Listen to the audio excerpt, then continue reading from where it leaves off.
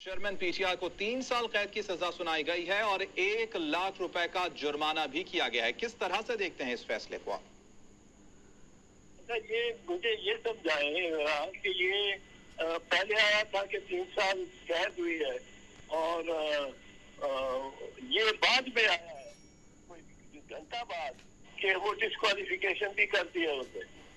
ये क्या नहीं, इसी ऑर्डर में दोनों है या क्या जारी इकट्ठा हुआ है?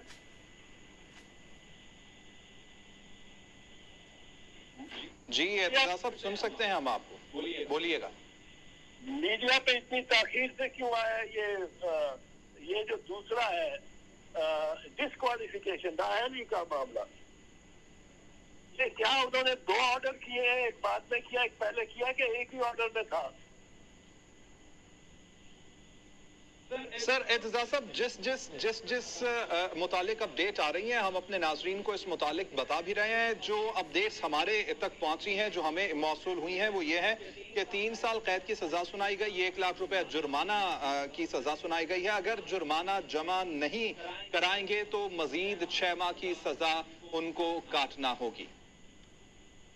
अच्छा नहीं, ये तो कल उसकी जमानत हो जाएगी, ऑपरेशन ऑर्डर का सस्पेंड हो जाएगा जब तक उस अपील फर्स्ट अपील जो है ये मामूल है। फर्स्ट अपील जो जब एक आदमी अपने स्टैट्यूटरी अपने कानूनी हक के तहत पहली अपील करता है तो उसमें अगर खास कर ये 3 साल इतनी सजा थोड़ी हो वो सस्पेंड हो जाती है। डिस्क्वालिफिकेशन भी सस्पेंड हो जाएगी और मुअत्तल हो जाएगी। और ये लेकिन एतजाज साहब उसके लिए अभी जो तफसीली फैसला है उसका इंतजार नहीं करना पड़ेगा, क्योंकि अभी तो शॉर्ट ऑर्डर है, तफसीली फैसला आने में कुछ वक्त दरकार होगा।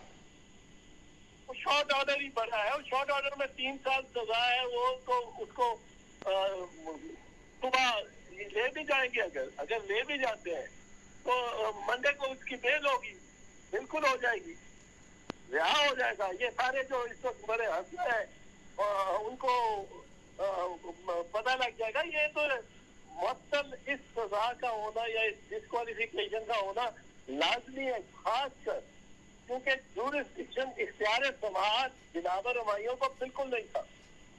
ये मैं आपको बता दूं, सेक्शन 193 ज़ाब्ता फौजदारी पढ़ लें, वो कहते हैं सेशन जज कोई ये किसी ऐसे मुकदमे को वो उससे अपनी इख्तियारात इस्तेमाल ही नहीं कर सकता जब तक मैजिस्ट्रेट उसकी छानबीन करके मैजिस्ट्रेट ना भेजे। ये तो इलेक्शन कमीशन ने खुद कर दिया है, एक पिटीशन दी है कंप्लेंट। इलेक्शन कमीशन का तो ये इख्तियार ही नहीं हो, तो मैजिस्ट्रेट का इख्तियार है। 193 TRPC सब देख लें जो भी देखना चाहते हैं। अब ये 3 साल सजा मैं अर्ज कर रहा हूँ, कल ये बाहर होगा और कल जो से चलो अब कल भी हो सकता है, इतवार है गो पर सुप्रीम कोर्ट में अगर आज चले जाए तो सुप्रीम कोर्ट भी कर सकता है, क्योंकि सुप्रीम कोर्ट ने इनको ये कहा कि आपको गिरफ्तार नहीं किया जा सकता और ये वो एश्योरेंस थी। तो अब वो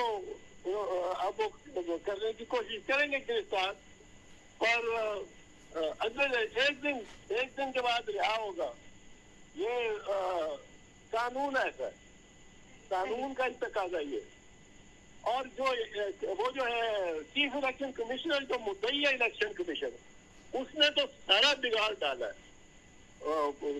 पंजाब और खैबर पख्तूनख्वा की इलेक्शन करा के उसको चाहिए था कि वो शो का नोटिस देता कंटेम्प्ट का वजीर खजाना को जिसने पैसे नहीं दिए, वजीर दाखिला को जिसको कहता है कि मैं रेंजर नहीं दे सकता, वजीर दिफा को कि मैं फौजी सिक्योरिटी के लिए नहीं दे सकता पंजाब की इलेक्शन में और खैबर की इलेक्शन में। तो ये इनके खिलाफ उनके खिलाफ एक्शन होना चाहिए।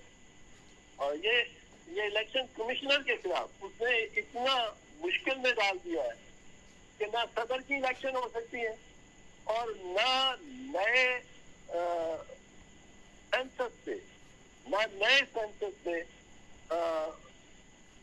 कौमी असेंबली और सूबाई असम्बलियों की इंतखाबात सोचते हैं, क्योंकि वो तकाजा करते हैं आइन में तरमीम का, आइन में तरमीम का तकाजा करते हैं। और ये इलेक्शन की सारी प्रोसेस में जाएंगे और अदालत उसको अगर फर्स्ट करार दे दे तो ये इनको क्या मिलेगा? ये बड़ी और ये election commissioner, basically chief election commissioner और उनके साथी जो है, इन्होंने ये वो जो कहती मैं पहले कहा सुप्रीम कोर्ट में मैं करा सकता हूँ इलेक्शन, फिर कहा कि मैं नहीं करा सकता। आपके ताबे अंडर आर्टिकल 220 सारी इंतजामी मशीनरी चीफ इलेक्शन कमिश्नर के ताबे हो जाती है और सिर्फ उसकी जिम्मेदारी नहीं है कि वो इलेक्शन कराए, उसका फर्ज है कि वो इलेक्शन कराए, उसका फर्ज है। जैसे सुप्रीम कोर्ट ने कल एक केस में ऑब्जर्व किया। तो एक तो ये है कि ये अपील को नंदा ये एक आध रात रहनी है उसमें और बाहर आ जाना।